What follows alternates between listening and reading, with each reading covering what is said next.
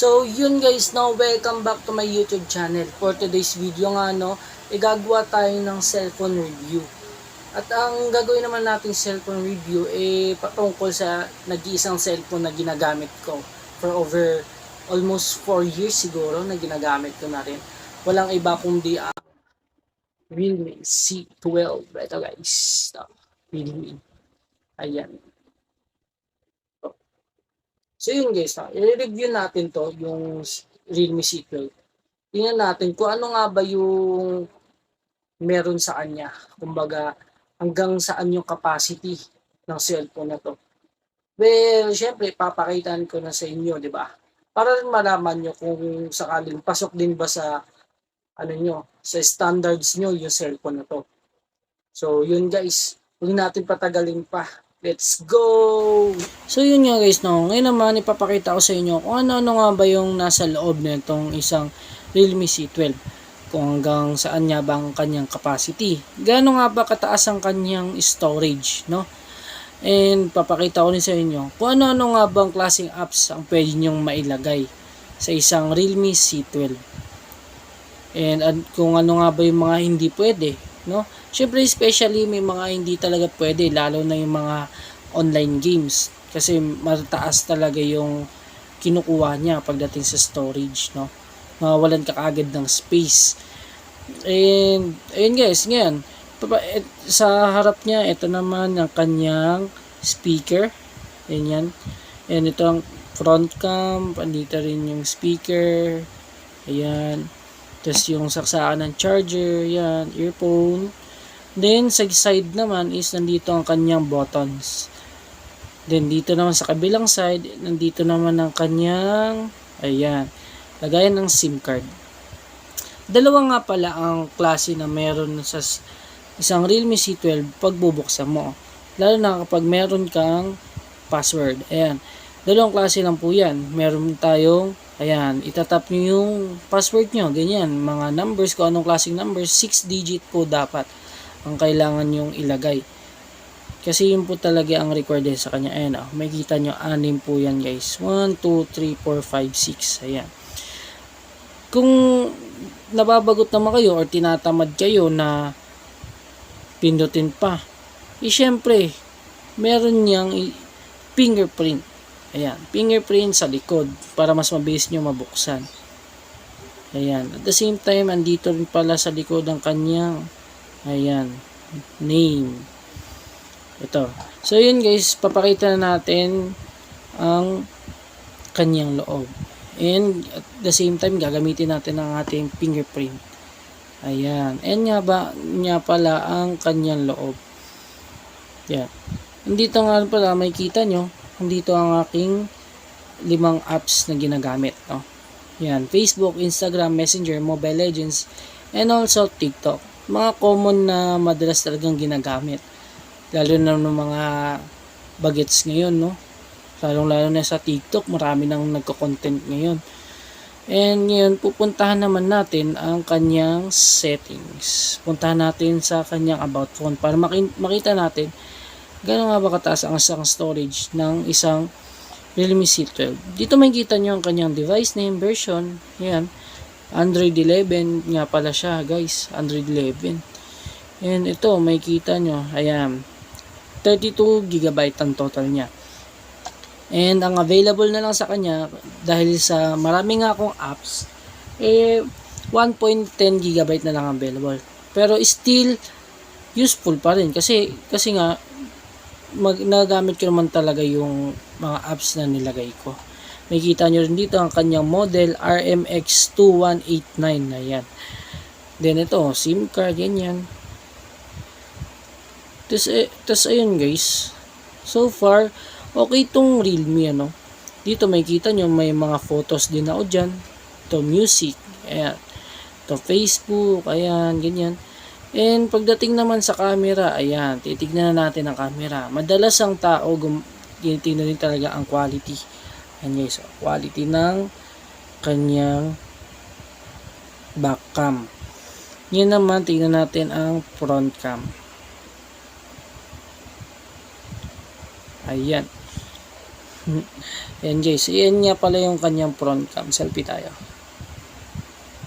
Yun. May kita naman natin yan guys. Ba? Ayan o. Kitang kita nyo naman, di ba guys? Malinaw pa sa malinaw. Kitang kita talaga. Pati tigyawat mo, walang ligtas. Ayan. So far, yun yung kanyang camera. Ngayon, iti-test naman natin sa online games. Ayan. Test natin dito sa ML guys. Kasi madalas talaga, ang mga naghahanap ng phone ngayon, kumbaga sa mga madalas na naghahanap ng phone ngayon, is yung mga naglalaro talaga ng mga mobile games. Gaya nitong ML. Ayan, papakita ko sa inyo. Ayan. Yung kitang-kita nyo naman guys, di ba? Oh, grabe. Especially, madalas din naman, unlike sa ibang mga cellphones nga, no, syempre, medyo nalileft out na rin yung Realme C12. Kasi nga, syempre, almost 4 years na rin siya sa akin. So, medyo may kabagalan na nga rin din talaga siya. Lalo na sa, mga, tulad nito, mobile games, ganyan, ML. Napakalaki ng sakop nito sa storage ko. Ayun, may kita nyo naman guys. Oh. Kaya madalas, nagdalag din talaga kapag maglalaro ako. Pero kung may kita nyo, medyo ipapakita ko na lang sa inyo, no? Kung ano nga ba yung nagagawa ng isang Realme C12 pagdating sa online games. Yan. O, diba guys, gumagana pa rin naman siya, no? Medyo, although, medyo lag siya. Dahil nga, syempre, matagal na rin. Yan. Grabe rin makakain ng space ng to si Mobile Legends. Ayan, nakikita nyo. Ayan. Yun naman, ipapakita naman natin is yung niya. Kung ano nga ba yung mga apps na pwede mong ilagay sa yung gagamitin na Realme C12. Ayan. Kung nagbabala ka maglagay ng kunwari, ito, PUBG, nako, wag niyo na pong babalakin dahil ang PUBG ay hindi na po talaga kakayanin ng ng Realme C12. Kung pwede pa kayong ito, WPS, ganyan, Microsoft, yan, lapit natin yan para mas makita nyo. Ayan, PixArt, ganyan, pwede pa yan. Pero yung mga online games, di na po talaga siya kaya kasi yun nga, dahil sa tagal na rin, tsaka ang diferensya nga lang po kay Realme C12 is kapag dumadami ang apps, lalo na kunwari maabot ka ng mga 7 apps, ganyan, medyo naglalag na po talaga ang function niya. Madalas bigla-bigla na lang po siyang lumilipat sa home screen niyo po. Baga nag-out siya kaagad. Ganun So, ayun. Para sa inyo, pasok ba yung Realme C12? No, guys, no. Ayan. Kita nyo naman, ayan siya. Hindi ko na rin maalala kung magkano yung bili dito. Pero ang masabi ko lang, kung sakaling gusto nyo rin ng phone, no. Hindi naman siya actually pang gaming. Parang more on lang talaga ang Realme C12 para maglalagay ka ng mga files, ganyan, or pictures. Ayan, pwede to sa pictures. Meron siyang dyan, no? Lens, camera, flashlight, ganyan. Dalawa ang lens niya sa likod, guys. Ayan, dalawa. Ayun. So yun guys, balik tayo sa may front cam. Let's go. So yun nga guys, no? Yun yung kabuuan ng isang Realme C12. Kaya, kung para sa inyo, pasok sa standard nyo or sa taste nyo ang isang Realme C12, pwede syempre, bumili na kayo. Diba? Kita nyo naman, kaya niya pa rin sumabay ng mga iba't ibang apps. Pero unlike sa iba nga, syempre, may mga apps din talaga na hindi na siya pwede. Pero kita nyo naman, okay yung camera, no?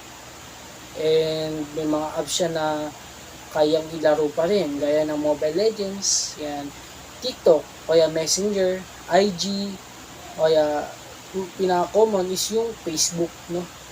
So, yun guys. Maraming salamat sa panood nyo. Nawa ay may natutunan kayong bagong kaalaman patungkol sa isang cellphone na Realme C12.